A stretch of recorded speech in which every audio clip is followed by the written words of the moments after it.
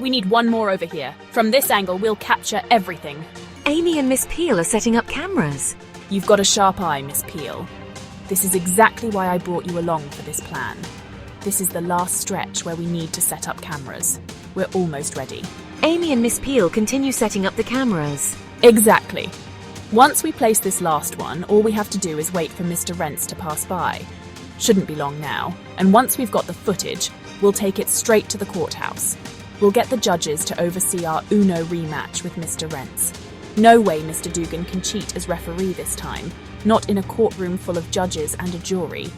Are you sure that's not a bit odd? Would a judge even waste time on a card game just to decide who keeps a van? Amy reassures Miss Peel. It's not just any van. It's a supersonic van. The same van that's wreaked havoc all over the state. The judges want him locked up. Trust me, they'll see the rematch through. But what if he wins? Will they just let him go? Or will he still be put on trial? Amy is confident. He won't win. The only reason he won last time was because of Mr. Dugan's interference. That won't happen again. Miss Peel looks skeptical but doesn't press the point. Besides, I've been practicing. You should too. If we're going to win, you'll need a solid Uno strategy. All right, let's do this. Miss Peel finishes setting up the last camera and stands up. Everything's ready. Now let's head back to your office and keep a close eye on these feeds. Carefully, the two make their way down the cliff and head back to Amy's car. I love St. Patrick's Day. Everyone's in a good mood, there's great food, and it's the one day you can get away with pinching people. Yeah, but only if they're not wearing green. I've already pinched 2 people today. Careful, Zach. You might get yourself in trouble. Trouble? That's half the fun. You gotta keep people on their toes. Speaking of toes, who wants to volunteer for a pinch? Just kidding. Maybe. You guys are gonna cause a riot. Colton's communicator buzzes. It's the League. Colton answers. Connor's voice comes through. Team, we have a situation. The supervillain Clover has stolen an artifact from the city's museum. It's not just any artifact. It controls the locks across the entire city. But that's not the worst part. What could be worse than that?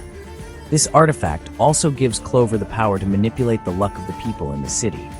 We've been getting reports of extreme bad luck from citizens all over. Car accidents, failed safety measures, you name it. Clover's using the artifact to wreak havoc.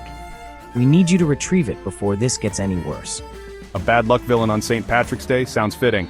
Guess it's time to save the day again. We can't let Clover keep messing with people's luck. Especially not on a day when everyone's supposed to be celebrating. Time to teach Clover that luck can run out. Let's find him before things get out of hand.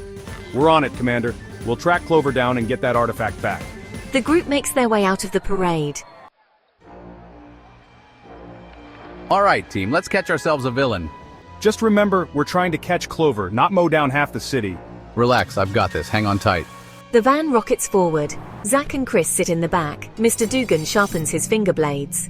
Clover's heading for the city outskirts, but we should be careful. He's bound to have something planned. Knowing Clover, it won't be easy. He's all about misdirection. Guys, I'm getting a bad feeling. Something's up ahead. The van approaches a construction zone. Debris and machinery block the road. Clover's trap. He's trying to slow us down. I can feel something moving under the debris. Watch out! The debris shifts. Machinery springs to life. He's controlling the equipment. We've got to get through this without getting crushed. Any bright ideas? Zach, can you use your telekinesis to move the debris out of the way? I can move some of it, but not all at once. There's too much. We need to clear a path fast, or we're toast.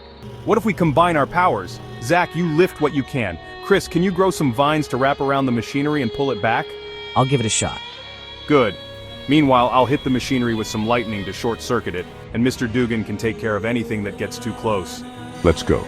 Zach lifts smaller debris with telekinesis. Chris grows vines to pull back machinery. Colton sends lightning bolts to short-circuit equipment. Mr. Dugan slashes falling debris. We're clear. The van speeds through the cleared path. Nice teamwork. Clover's still ahead, and we've got a lot more ground to cover. Stay sharp. He's bound to have more tricks up his sleeve. The group pushes forward, ready for whatever comes next. We're getting close. He's not far now. You better be ready. We're not letting him get away this time. Something's wrong. I feel a shift. Before anyone can react, the road in front of them begins to warp. The asphalt cracks, and from underneath, thick vines sprout up, twisting and growing at unnatural speeds, blocking their path. The van skids to a halt, and Colton's eyes widen. Those aren't normal plants. Clover's using the artifact to manipulate them. The vines coil around each other, forming a dense wall, their thorny branches glowing with an eerie green hue. The path ahead is completely blocked, and more vines snake toward the van, threatening to trap them. We can't go forward like this, it's too thick. Even with telekinesis, I can't move all that. And we can't go back, he's boxed us in. We'll have to cut our way through. Not so fast. These vines are infused with Clover's power. They'll regrow as fast as you can cut them. Well, that's a problem. So what do we do? What if we use your power to slow them down? If you can manipulate plants, you can at least fight these vines off long enough for us to get through. Maybe. But these are strong, twisted by Clover's artifact. I'll need backup. That's where we come in. Zach, you help by lifting the heavier vines off the road. I'll zap any that come too close to us. Dugan, you'll take care of the ones I weaken. Rence, keep the van ready. Once we clear the way, we'll need to move fast. Ready and waiting. With a plan in place, Chris steps out of the van first, his eyes glowing faintly green as he reaches out to the snarling vines. All right, let's see who's in charge here. The vines pulse, almost as if sensing his challenge, but Chris stands firm. He plants his hands on the ground, channeling his own power through the earth. Slowly, the vines begin to quiver and retract, their growth slowing as Chris exerts his control. Zach, now! Zach focuses, his telekinetic energy stretching out toward the larger vines, lifting them off the road with a grunt of effort. The vines resist, writhing in the air, but he holds them steady. Not today. With the vines suspended, Colton steps forward, electricity crackling at his fingertips. He unleashes a series of precise lightning strikes, targeting the weak spots in the vine structure. The shocks cause the vines to shrivel and lose their strength, making them easier to handle. Dugan, you're up. Mr. Dugan doesn't waste a second. He leaps into action, his blades slicing through the weakened vines with swift, clean cuts. As each vine falls, the path becomes clearer, but new growth continues to emerge from the ground. They keep coming. How long can we keep this up? I'm holding them back as much as I can, but Clover's influence is strong. We just need a little more time. I can't hold them forever. Colton clenches his fists, sending another burst of electricity through the vines, and then he spots it, an opening in the wall of plants. There, we've got a clear path. Everyone back in the van. The team scrambles back into the van, and just as the last vine falls away, Mr. Rence slams his foot on the gas. The van rockets forward, tearing through the gap they'd created. The vines lash out behind them, but they're too late. The team speeds past, leaving the tangled mass of growth in their wake. We made it. Nothing can stop this van. Zach slumps back in his seat, catching his breath. I don't know how many more of those I can handle. Chris wipes the sweat from his forehead. Clover's really pulling out all the stops. Colton checks the tracker again and frowns. We're close. He's got to be nearby. As they drive deeper into the industrial district, the buildings around them grow more sparse, until suddenly, a large structure looms ahead. It's unmistakable. A giant green building shaped like a shamrock, its edges glowing faintly with the same eerie green light as the vines. There, that's where he's hiding. A shamrock-shaped hideout? Real subtle, Clover. Can't say the guy doesn't have a theme. Mr. Rence pulls the van to a stop and the team steps out, facing the ominous building. Colton turns to the group, his expression serious. All right, team. Clover's inside, and he's got that artifact. This is our chance to stop him once and for all. The shamrock-shaped building looms over them, and they know that whatever Clover has planned, it won't be easy. But together, they're ready to face whatever comes next. The group stands in front of the giant shamrock-shaped building, its glowing green edges casting eerie shadows across the street. The faint hum of Clover's powers lingers in the air, making it clear that the artifact's influence is still strong within. The heroes exchange looks, knowing the villain is just inside, but first, they need to get in. It's locked, figures. Of course it's locked. It's a villain's hideout. Did you think he'd just leave the door open for us? Zach steps up, scanning the door with his telekinetic senses. No way we're getting through this without a plan. This thing is reinforced. I could try using telekinesis, but it'd take too much time. Chris examines the building's exterior, running his hand along the green metal. Looks like Clover was prepared. He knew we'd come after him. Well, if we can't finesse it, we could always just force our way in. Or better yet, Colton, why don't you melt the lock? Melt it? Yeah, you've got lightning powers, right? Hit it with a high voltage blast. Should fry the lock enough to get us inside. Colton considers it for a moment. All right, step back. The team moves away from the door as Colton steps forward, electricity crackling at his fingertips. He takes a deep breath and focuses, his eyes narrowing on the lock. With a sharp movement, he raises his hands, releasing a focused stream of lightning directly at the lock. The air around the lock sizzles, sparks flying as the metal begins to heat up. The lock glows red hot, melting under the intense electrical energy. The sound of metal warping fills the air, and after a few moments, the lock gives way with a loud snap, falling apart in a heap of molten slag. There we go. That should do it. Nice work, let's move. The doors swing open, revealing a dark, narrow hallway that seems to wind deeper into the building. The interior is just as unsettling as the outside. Green light pulses along the walls and the air feels thick with Clover's lingering power. Every step they take echoes ominously through the empty space. This place gives me the creeps. It's like walking through a shamrock nightmare. Stay focused. Clover's close. We have to get that artifact before he causes more damage. They move deeper into the building, their senses on high alert. The further they go, the stronger the feeling of unease grows. The glowing lights seem to flicker in response to their movements, as if Clover is watching their every step. Finally, they reach a large, open chamber at the heart of the building. At the center of the room, bathed in an ominous green glow, stands Clover himself. He's holding the artifact, a small ornate medallion with intricate runes etched into it, and grinning with smug confidence. "You're too late. This city's luck is in my hands now." Colton steps forward, his eyes locked on Clover. We're not too late, Clover. We're here to stop you. Clover twirls the medallion between his fingers, his grin widening. "Oh, I wouldn't be so sure of that. This little trinket has given me more power than you can imagine. I've barely scratched the surface of what it can do." We'll see about that. You're going to hand over that artifact or we'll take it by force. Clover's eyes gleam and he raises the medallion. "You really think you can beat me? Let's see if your luck holds out." The team braces themselves, knowing that Clover won't go down without a fight. With the artifact in his grasp, Clover's control over the city's luck is absolute. But together, the heroes are ready to face him and take back the city's fortune.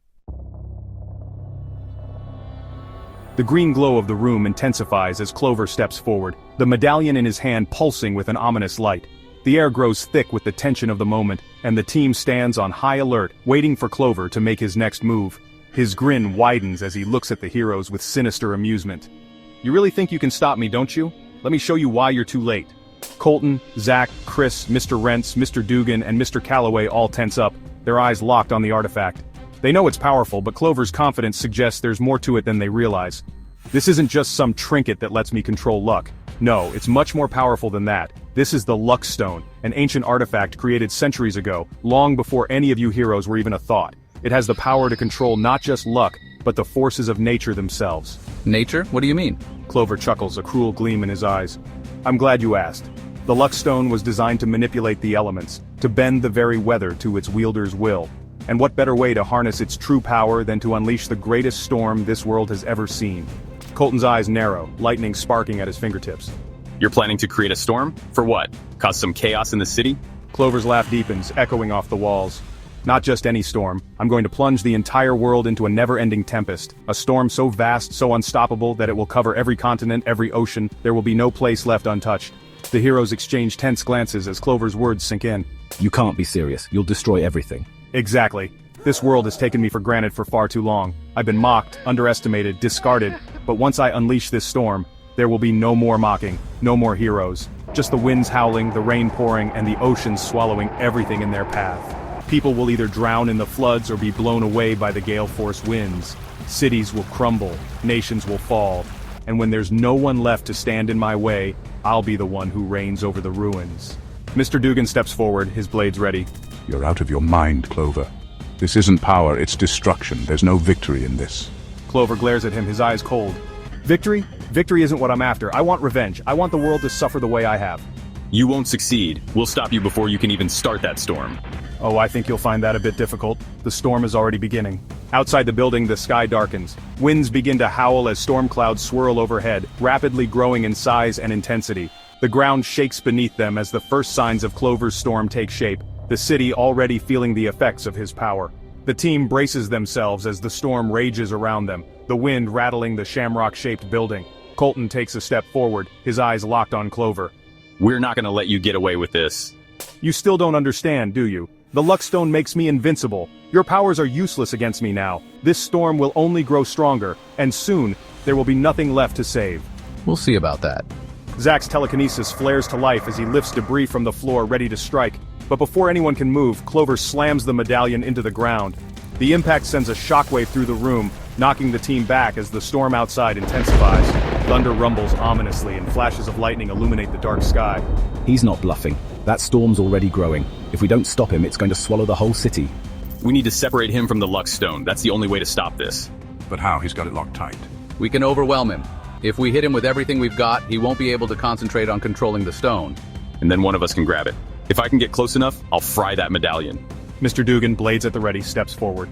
Let's take this maniac down. The team exchanges determined looks. They know what's at stake. Clover's storm threatens not just the city, but the entire world. If they don't stop him now, there will be no turning back. As the storm rages outside, the heroes prepare to face Clover in the final showdown. The Luckstone might be powerful, but together, they're ready to do whatever it takes to stop Clover and save the world from his devastating plan. The storm raged on, its fury fueled by Clover's dark ambitions. The heroes knew they had to act fast. The fate of the city hung in the balance. This storm's out of control. If Clover keeps feeding it, it'll tear the city apart before we even get a chance to stop him. Colton, what are you thinking, Callaway, Mr. Callaway? With my powers, I can try to contain the storm, at least long enough for the rest of you to stop Clover, but I'll need to be outside in the middle of it. Chris, you're going to control the storm? Mr. Callaway, I'll do what I can to hold it back. It's a massive storm, but I can manipulate weather to an extent. I'll keep it from spreading too fast or getting too strong, but that'll give you only a short window to deal with Clover. Colton, then that's our window. While you're holding the storm, Zach, Chris and I will go after the Luckstone. We'll need to separate Clover from it if we're going to stop him. Zach, I'll try to pin him down, keep him from using the stone's power to fight back. Chris, and I'll use the plants in the room to slow him down, bind him if I can. The plan was set. Each hero knew their role, and the gravity of the situation was clear. Colton, right. Get out there and contain that storm. The rest of us will take care of Clover. Mr. Callaway, be careful. The Luckstone is no joke, and Clover's not going to go down without a fight. With a firm nod, Mr. Callaway stepped out into the raging storm. His eyes glowed with fierce energy as he stretched his hands toward the sky. Lightning cracked overhead as he began to wrestle with the storm's power. The winds hesitated, the rain slowed, and the chaotic swirl of clouds began to thin. Inside, Colton turned back to the others. Colton, this is our chance. Let's move. Colton, Zach, and Chris approached Clover cautiously. The villain stood in the center of the chamber, clutching the Luckstone, his eyes blazing with malicious glee. Clover, you're wasting your time. The storm is already set in motion. You can't stop it now. Colton, we'll see about that. Zach focused, his telekinetic energy swirling around Clover, trying to pin him in place. Zach, we're taking that stone from you, one way or another. Clover, you think you can just take this from me? This power belongs to me now. Chris raised his hands, and thick vines burst from the ground, wrapping around Clover's legs and arms. Clover struggled against them, his expression twisting in frustration. Chris, I'll make sure you never touch that stone again. Colton, now! Colton unleashed a bolt of lightning directly at the medallion in Clover's hand. The electricity surged through the air, striking the Luckstone with a crackling burst of energy. Clover recoiled, his grip loosening slightly as the stone pulsed, flickering with instability. Zach! Got him? Zach's telekinetic force amplified, lifting Clover off the ground. The villain struggled, but between Chris's vines and Zach's mental hold, he was unable to move. Colton moved in closer, focusing all his energy on the Luckstone. Colton, this ends now, Clover! Mr. Dugan and Mr. Rence tore through the streets in their super-speed van, slicing through the storm's remnants. People panicked, cars skidded across rain-soaked roads, and buildings shook under the strain of the winds. Mr. Rence drove skillfully, dodging falling debris and overturned vehicles. Mr. Dugan, we need to clear these streets, get them to safety. Mr. Rence already on it. As they sped through the city, Mr. Dugan hopped out of the van whenever they found groups of civilians, directing them to safety and cutting through obstacles with his blades to clear the way. We did it. You think this changes anything? I'll be back. Not if we have anything to say about it. With the storm fading and Clover defeated, the team regroups, knowing they've averted disaster, but also aware that their fight against Clover and villains like him is far from over. In the aftermath of the battle, the team takes a moment to catch their breath. The storm has passed, the city is safe, but the weight of their responsibilities hangs heavy in the air. They know this victory is just a brief respite, and new challenges are already looming on the horizon. As they prepare for what's next, they can't help but reflect on the events that have led them here, and the battles still to come. It's finally dying down. Callaway really pulled through. That storm was out of control. I don't know how he managed to rein it in. We bought the time we needed. Now we just have to make sure this never happens again. Suddenly, the door to the room bursts open, and Mr. Callaway rushes in, looking slightly winded but triumphant. His clothes are damp from the rain, but his expression is determined. The storm is under control, it's over. Nice work out there. That storm was massive, but you held it back. I did what I could, but it wouldn't have stopped unless you guys separated Clover from the Luckstone. How's he looking? Out cold, looks like we've got him. Before anyone can say more, Mr. Dugan and Mr. Rence burst into the room, both of them breathing hard after their efforts in the city. We managed to get most of the people to safety. The streets are a mess, but we've done what we can. Mr. Dugan sheathes his blades and surveys the room, nodding at the unconscious Clover. Looks like you guys had fun in here. So what's the plan for him? First things first. We need to make sure this stone can't ever be used for evil again. It's still dangerous. Even in the wrong hands, it could be used to control the elements or even worse. We have to destroy it. If we smash it, there's no chance anyone could ever use it again. But we've got to be careful. We don't know what'll happen when we do. Careful is my middle name. Give me a shot at it. Colton looks around the room and nods, his eyes meeting each of the team members. All right, let's destroy it.